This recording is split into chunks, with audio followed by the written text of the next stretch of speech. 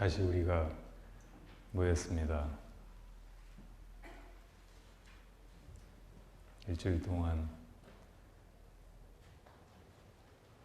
끌고 온 그림자를 놔두고 그 사이에도 우리는 많이 변화하고 생각하고 행동하고 말하고 하는 가운데 때로는 실수도 하고 다른 사람 마음을 아프게도 하고 그랬을지 모르지만 그래도 우리가 불문 안에 들어와서 내 마음을 지혜롭게 그리고 따뜻하게 써가기로 마음먹었고 조금씩 우리가 일주일에 한 번씩 만날 때마다 저번 주보다는 내가 더 밝아지고 더 따뜻해졌구나 이렇게 느낄 수 있는 시간의 마디였으면 좋겠습니다. 우리는 식물처럼 한 군데 뿌리를 내리고 서 있는 것이 아니라 움직이는 물건, 동물입니다. 늘 여기저기 불려다니고 찾아 나서고 또 헤매고 꿋꿋하게 나아가고 하면서 새롭게 우리를 형성해가고 주위를 변화시키고 수많은 관계 속에서 살아 움직이고 있습니다.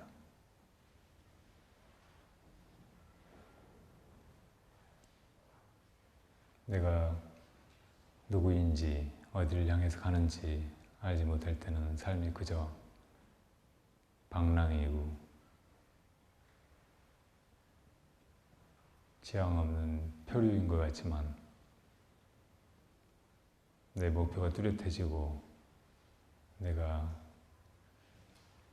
이 길을 가는 의미를 스스로 자각하고 왜 떠나오게 되었는지 어디서 내가 떠나왔는지를 조금씩 배우고 알아갈 때는 이 여정은 아름다운 구도의 길로 변해갑니다. 더 이상 방황이나 표류가 아니라 아무리 그 길이 멀고 험해도 먼 원정을 나선 왕처럼 또 높은 산정에 오르기 위해서 길을 나선 등반가처럼 안으로 강한 의지의 칼날을 세우고 또 보이지 않는 것을 꿰뚫어보는 예지의 눈빛을 가지고 당당하게 나아가는 인생의 주인으로 변해가는 것입니다. 우리가 가는 길이 성불이라고 하는 그 목적지를 향해 나 있다는 것을 알 때 나는 더 이상 어디로 가야 하는지, 이것을 해야 하는지 말아야 하는지 혹은 좌절과 슬픔에 잠겨서 한 걸음도 떼지 못하고 스스로를 한탄하고 시리에 잠겨 있다든지 그런 일은 조금씩 없어져 갑니다. 사는 것이 만만치 않고 크고 작은 일들이 늘 나를 흔들고 때론 유혹하고 때론 잘못된 길로 빠뜨리고 또 우리를 둘러싼 어둠이 어떤 때는 길을 분간하지 못하게 만들고 도대체 내가 서 있는 지점을 가늠하기도 힘들게 하지만 그래도 결국 내 마음 안에 오롯하게 자리하고 있는 그 목적지가 다시 나를 일으키고 눈 떠서 길을 살피고 걸음에 힘을 주어서 뚜벅뚜벅 걷게 합니다.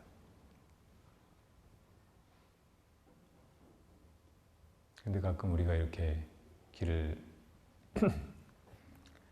분명하고 뚜렷한 확신을 가지고 나아가고 있을 때도 그 길이 너무나 멀고 가파르게 느껴지기 때문에 어떤 때는 내가 과연 거기 이룰 수 있을까, 심지어는 이 삶의 목적이라는 것이 있기나 하는 것일까 하는 회의에 빠질 수 있습니다. 그렇기 때문에 우리가 이 길을 가는 동안은 언제나 그 길을 잘 알고 혹은 이미 가보고 자비로 나를 이끌어주는 선지식이 진실로 필요하고, 그분의 지혜롭고 자비로운 그 손길에 의지해서 나아갈 수 있다는 것이 어쩌면 우리 인생의 가장 큰 복이고, 또 주위를 돌아보면 나처럼 이렇게 갈팡질팡하고 허덕이기도 하고 때로는 몹시 불우해 보이지만 그래도 그 목적지를 향한 염원, 희망을 아직 꺼뜨리지 않고 그 길을 가고자 하는 다른 벗들이, 도반들이 옆에 있습니다. 조금 정신 차리고 보면 또 여기저기에서 헤매는 사람들이나 시리에 빠져 있는 사람들이 다 마음 안에서 진실로 편안하고 고요한 마음의 안락을 구하고 있기 때문에, 다시 말하면 같은 목적지를 공유하고 있기 때문에 우리 모두가 다 도반입니다. 모든 것이 다 연계의 사슬에 묶여 있어서, 연결되어 있어서 내가 손가락 하나 움직이는 것, 호흡을 한번 들이켜고 내쉬는 것, 눈길로 바라보는 것, 내 귓전을 스치는 것들이 다 서로서로 닿아 있고, 파장이 파장을 일으키고 파장과 파장이 부딪히고 하는 이 일심 법계 안에서 우리가 같이 있고 같이 나아가고 있는 것입니다. 따라서 우리 모두가 다 마음이라고 하는 이 그물 안에 얽혀서 존재하고 나아가는 것은 거대한 승가라고 할 수 있습니다. 승가는 성불의 세계로 나아가는 그런 도반들의 무리입니다. 깨어있는 것이나 살아있는 것이나 살아있지 않은 것이나 다 마음 안에 이미 불성의 씨앗을 가지고 있지만 아직 그것을 충분히 꽃 피워내지 못해서 그 개화를 향해서 나아가는 우리들은 모두가 서로를 의지하고 있는 그런 좋은 도반들인 것입니다. 이 승가의 큰 흐름 안에서 우리가 존재하고 나아가고 있다는 것을 느끼면 내가 아무리 깊은 어둠에 잠겨 있고 큰 시리에 빠져 있을 때도 다시 힘이 납니다. 가을날이면 서쪽 하늘에 때를 지어서 날아가는 기러기떼가 보입니다. 가끔은 물오리들이 울면서 줄을 지어 날아가기도 하죠. 기러기들이 날아가는 모습, 그걸 잘 보면 우리가 먼 길을 가는데 서로에게 얼마나 깊이 의지하고 있는가 느낄 수 있습니다. 스님들이 줄지어서 가끔 법당에 예불하러 가거나 공양하러 가거나 탁발하러 가거나 하는 그런 행렬을 안행이라고 합니다. 기러기 안자, 발행자. 편대비행을 하는 철새들은 서로 날개짓을 하면서 상대방이 일으키는 바람, 그것을 의지한다고 합니다. 혼자 가면은 자기가 짓는 날갯짓이 바람을 일으키겠지만 그 바람은 자기 자신을 조금 나아가게 하는데 그치고 또 새롭게 날갯짓을 해야 되고 하는데, 무리를 지어서 날아가는 새들은 상대방이 일으킨 그 바람을 이용해서 쉽게 반쯤의 노력으로 한 번에 날갯짓을 하고, 또 자기가 일으킨 그 날갯짓이 다른 옆에 도반에게 힘을 주어서 또 반쯤의 힘만으로 날개를 저을 수 있게 하고, 그 힘으로 천리 만리길을 날아서 새로운 서식지로 옮겨가는 거죠. 지구가 식었다 더워졌다 반복하면서 계절의 마디가 바뀌는데, 그래서 항상 한 곳에서 우리는 정착해서 살기가 힘듭니다. 철새들처럼 새로운 서식지를 향해서 떠돌아다녀야 되고, 어찌 보면 우리가 사는 일생 여정 전체가 다 떠도는 삶인지 모르죠. 우리 자신의 모습은 어떤 곳에 거주하고 있는 거주자가 아니라 다 여행자인지도 모릅니다.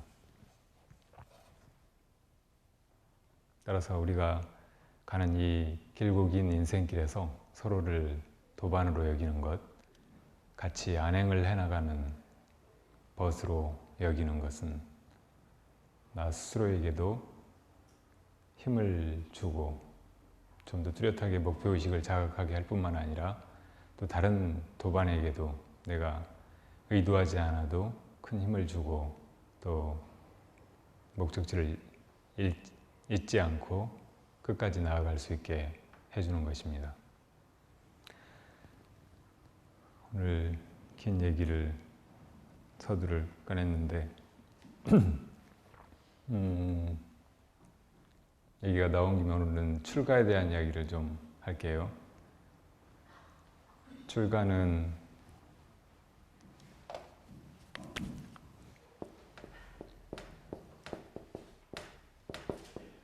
집을 나오는 것을 말합니다. 옛날에는 여자들이 살던 집에서 나와서 남편 집으로 시집 가는 것도 출가라고 했고, 또 집 나와서 먼 여행길에 가거나, 혹은 남자들이 커서 군대에 가거나 하는 것도 일종의 출가일 수 있겠죠. 그런데 정말 이 집 안에서는 다 만족할 수 없고, 또 이 집에서 끝까지 살 수가 없고, 새로운 터전이 필요하고, 내 안에 이 갈망을 채워줄 무엇인가를 찾아 떠나는 그 진지하고도 굳은 의지로 감행하는 이 출가는, 진실한 출가는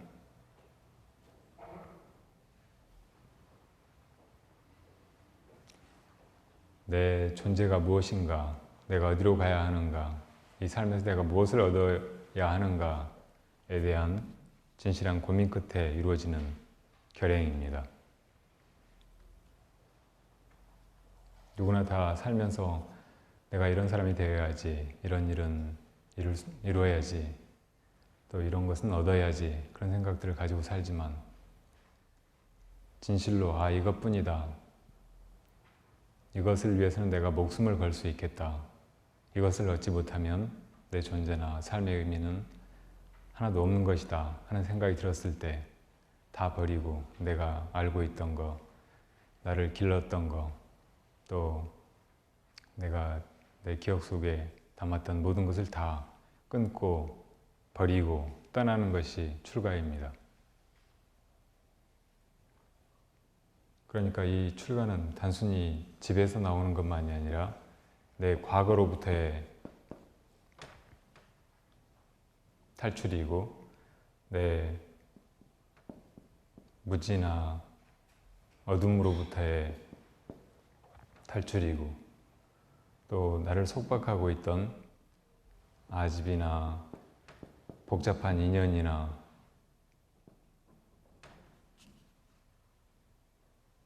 또 수많은 내 부족함이나 결핍, 내 불완전함, 이런 것으로부터의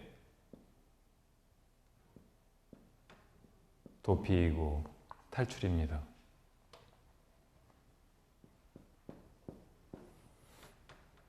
그리고 불교에서는 이 출가를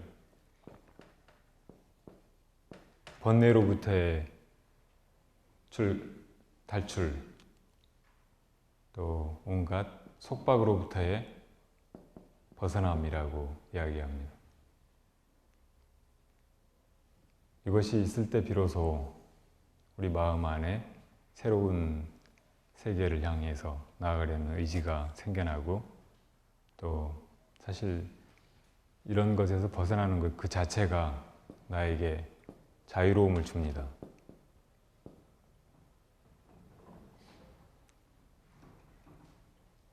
우리가 다 집에 태어나죠. 아무도 하늘에서 떨어지거나 땅속에서 솟아나지 않고 나를 평생 혼신의 노력으로 길러줄, 모든 걸 다 바쳐서 나를 살게 하고 또 사람 구실을 하게 만들어주는 부모님 슬하에 태어납니다. 부모님의 은혜를 입으면서 빚을 져가면서 어디서 돈을 꿔다가 사업을 시작하는 것처럼 우리 인생이 그렇게 시작되죠. 그러니까 그분들의 덕으로 우리가 내 몸을 가누지도 못하고 생계를 꾸리지도 못하고 의미 있는 인간다운 그런 일을 하지도 못하는 그런 어린 몸을 가지고 태어났다가도 조금씩 성장하면서 이제 그 빚을 갚기도 하고 또 갚을 만한 그런 힘을 쌓아가기도 하고 나중에는 이제 사람 구실을 하게 되기도 하죠. 그런데 그 과정이 대단히 불완전하고 또 서로 아직 무지한 채로 그저 좋고 싫은 그런 인연에 서로를 엮고 가두기 때문에 그것이 좀 자라서 보면 답답해집니다. 다 누구나 사춘기 때 내가 왜 이런 집에 갇혀서 살아갈까? 이런 부모님 밑에서 왜 태어나서 벗어나지 못하고 이렇게 살아갈까? 이런 생각이 들었을 거예요. 저도 어릴 때 뭐 잘못을 한다든지 혹은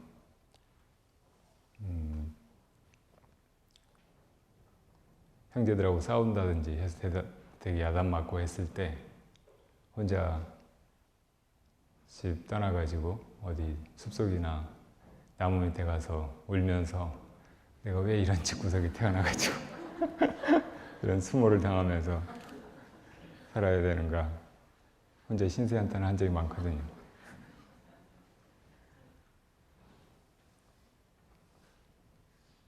그래서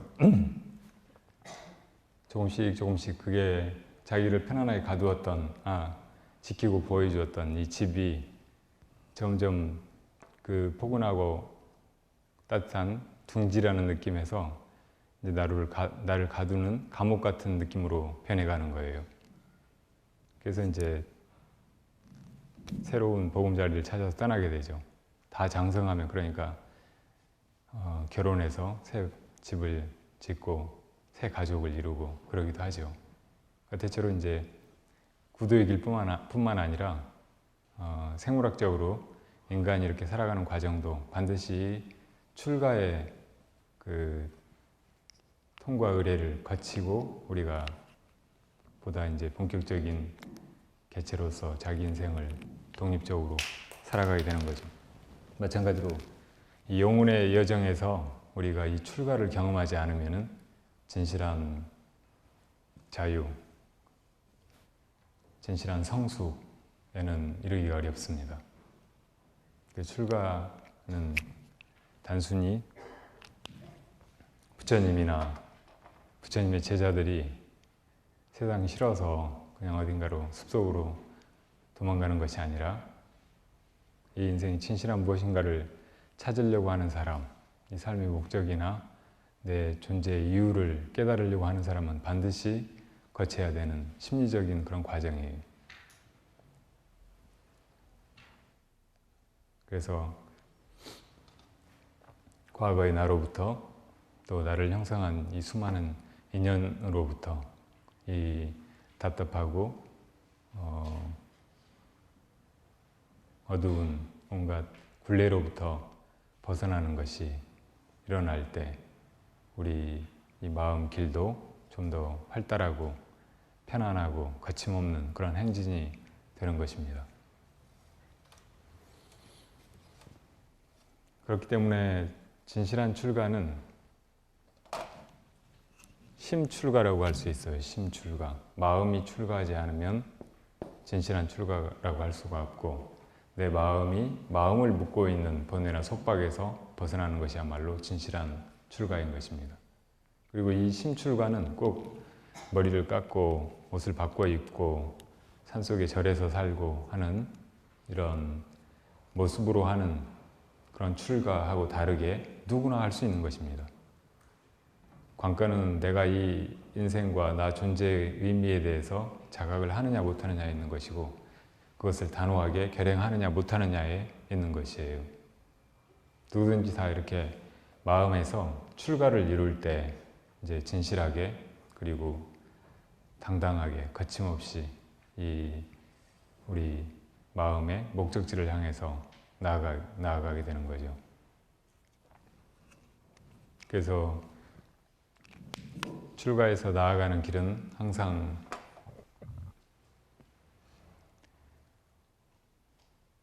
자유롭고 또 분명한 확신을 가지고 나아가기 때문에 흔들리지 않고 또 그런 진실한 자기 존재의식이나 삶의 목표의식을 공유한 그런 도반들하고 함께 나아가기 때문에 그 속에서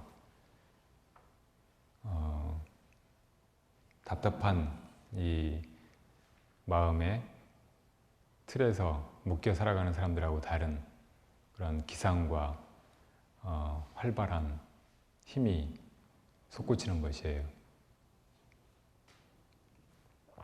여러분도 진실로 불교를 알고 싶고 구도를 하고 싶으면 마음의 출가가 꼭 있어야 돼요. 그냥 학교에서 뭐 배우듯이 단순한 지적인 호기심으로나 혹은 뭘 좀 알면은 남들한테 부끄럽지도 않고 내 스스로도 내가 좀 뭘 이제 알게 되는 것 같다 하고 자족할 수 있고, 그래서 그런 소박하고 유치한 이유로 불교를 배우려고 해서는 결코 진실한 불교의 높고 순수한 그 본질에는 다가갈 수가 없습니다. 꼭 출가를 해야, 마음의 출가를 해야 진실로 그 목적지를 향해서 나아가게 되는 거예요. 불교의 특징은 단순히 어떤 교리를 믿으라고 강요하는 그런 신앙 체계가 아니고, 또 어떤 목적지가 있다고 그 목적지만 이야기하면서 그 길로 가자고 선동하는 이데올로기도 아니고, 또 어떤 이 세상의 진실이나 진리에 대해서 이렇다 저렇다라고 나열하고 우리한테 알려주고 주입하기만 하는 그런 학문과는 다른 것입니다. 왜 다른가? 목적지를 향해서 열려있는 길이기 때문에 그런 거예요. 누구든지 다 거기에 나아갈 수 있고, 가면서 자기가 나아간다는 것도, 또 도달해서 자기가 도달했다는 것도 몸소 확인하고 느낄 수 있는 그런 길이기 때문에 불교가 진실한 종교라고 말할 수 있습니다. 그러니까 불교는 단순한 신앙 체계도 아니고 또 이데올로기도 아니고 학문 체계도 아닌 거예요. 불교야말로 진실한 종교라고 할 수 있어요.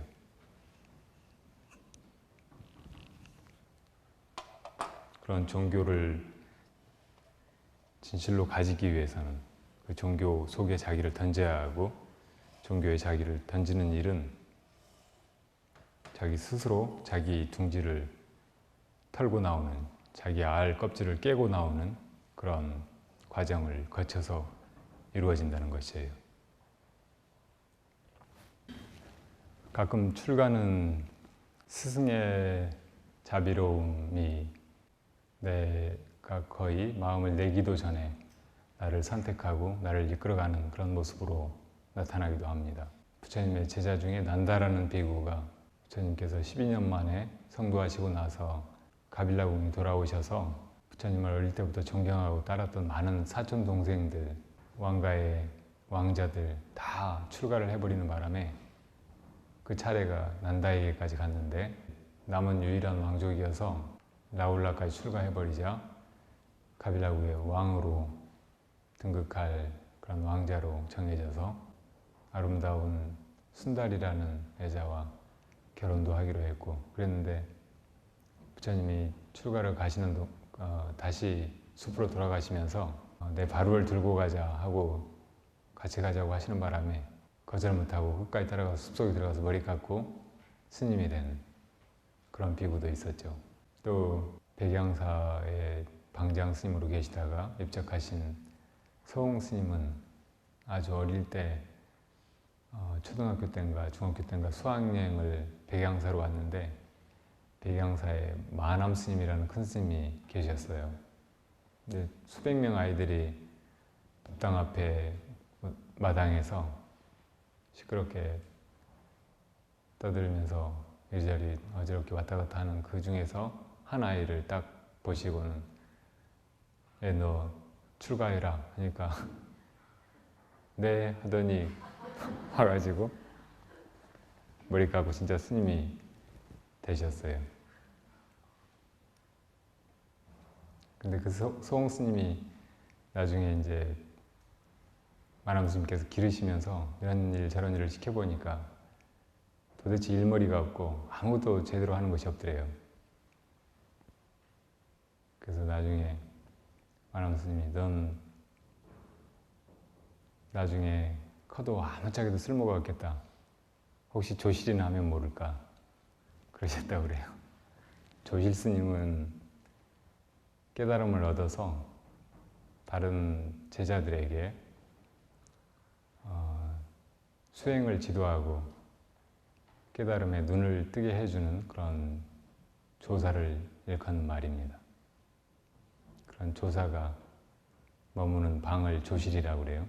그러니까 부처님께서 처음 그 마음의 눈을 떠서 첫 번째 조사가 되시고 마치 우리 집안의 족보를 보면 시조에게서 옛날 그 할아버지로부터 아들 이렇게 쭉 가계가 전해져 내려오듯이 부처님이 첫 번째 조사, 초조가 되시고 부처님의 그 법을 고스란히 이은 두 번째 제자로 마하가섭이 2조가 되고 또 아난존자가 3조가 되고 상나와수가 4조가 되고 우바국다가 5조가 되고 이렇게 쭉 28번째까지 이어져 내려왔고 그 28번째 조사 스님이 달마 스님이고 그 조사가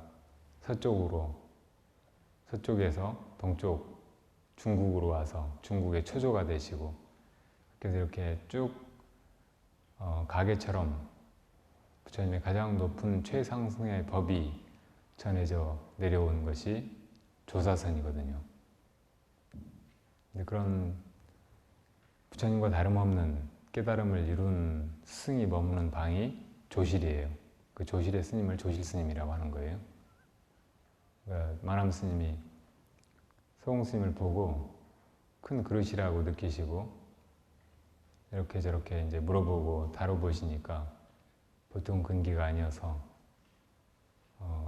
이러면 나중에 커서 이제 한 그릇이 되겠구나 이렇게 생각하시면서 다른 일에도 좀 사리에 눈이 있어서 일머리를 잘 알고 일도 잘하고 그랬으면 좋겠는데 그런 건 뜻밖의 너무나 서투르고 못하니까 그렇게 말씀하신 거예요. 넌 나중에 아무짝에도 쓸모가 없겠다. 조실이나 되면 모를까. 근데 실제로 서홍 스님이 상당히 모든 일에 서투르시더라고요. 저희가 모시면서 살아보니까 그 자비로움이나 지혜는 당할 수가 없었어요. 제가 처음에 그 운문함에 방부를 드리고 올라갔는데 혼자 이제 걸망을 메고 가파른 길을 올라서 마당에 들어서니까 성스님이 마당에서 포행을 하고 계시더라고요. 그래서 제가 들어오는 걸 이렇게 보시더니 아주 오랫동안 알고 지내던 사람처럼 환하게 웃으시는 거예요. 그러면서 이제 오는가? 그러시는 거예요. 근데 그 느낌을 잊을 수가 없어요. 그렇게 처음 보는 사람을, 낯선 사람을 그렇게 맞이할 수 있다는 것이 너무나 감격적이고 너무나 따뜻하고 모든 걸 다 놓아버리고 그 자리에서 무릎 꿇고 삼배를 할 수 있게 하는 그런 환영이었습니다.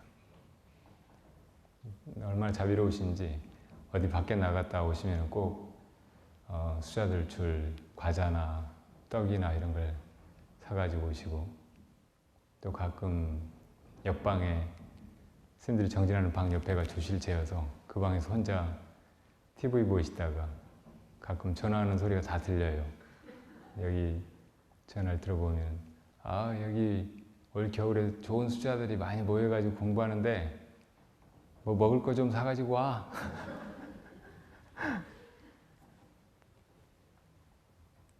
그런데 원력으로 옛날에 선가에 전해 내려온 무차법회도 여러 번 하셨고 또 백양사를 본사에서 총림급으로 올리셨어요. 그리고 많은 사람들이 그분께 와서 도를 배우고 수행하고 했는데 한 번은 어떤 미국 사람이, 미국의 학자였어요. 불교를 오랫동안 연구한 학자인데 스님께 이제 한국 산에 대해서 여쭤보겠다고 왔더라고요. 근데 마침 그때는 조일 스님께서 출타 중이셔서 며칠 이제 기다리면서 저하고 가끔 대화를 했거든요. 근데 보니까 스님께 질문할 사항을 쭉 정리를 하더라고요. 1번, 2번 번호를 붙여가지고 하다가 나중엔 번호를 붙일 수도 없을 만큼 많은 몇 장이나 되는 그런 종이를 질문 페이퍼를 만들더라고요. 며칠 기다리니까 이제 마침 조일 스님께서 오셔가지고 제가 안내하고 들어갔어요. 그런데 삼배를 하면서 눈물이 줄줄 흐르기 시작하더니 계속 우는 거예요.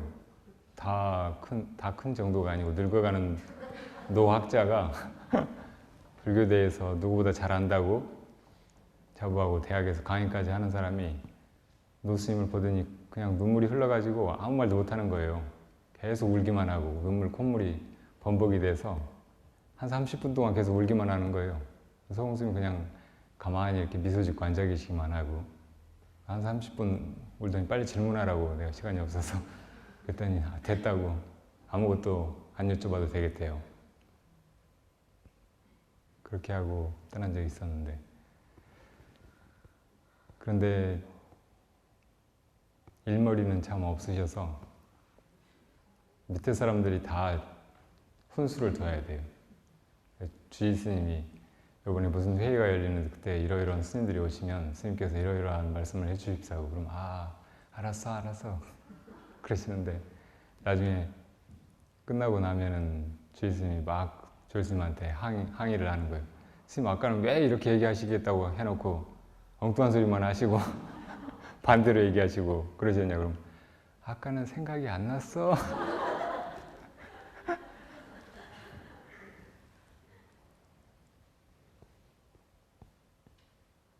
이렇게 가끔은 강제로 출가했지만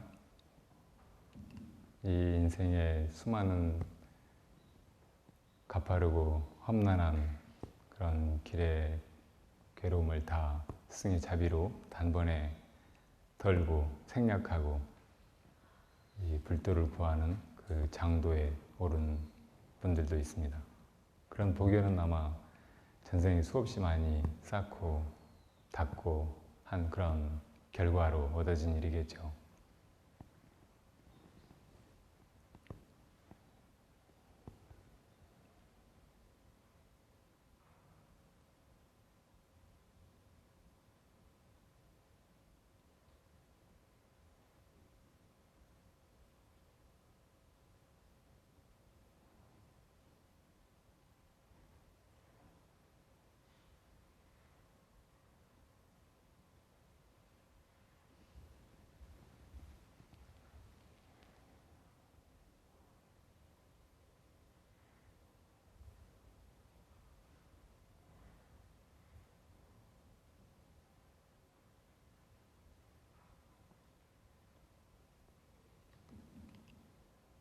토요복담은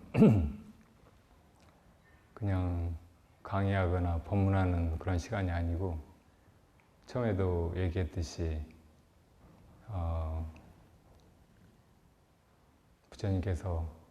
부처님의 제자들은 모이면 침묵하거나 혹은 법에 대한 이야기만 하라 그러셨기 때문에 그 비슷한 자리로 만들겠다고 했습니다. 가끔은 제가 일방적으로 얘기를 하기도 하지만 조금씩 그 본래의 모습으로 때로는 대화하고 때로는 그냥 앉아있고 때로는 서로 마음으로 크게 통하고 때로는 격렬한 토론도 하고 묻고 답하기도 하고 하는 그런 시간으로 꾸며갈 거예요.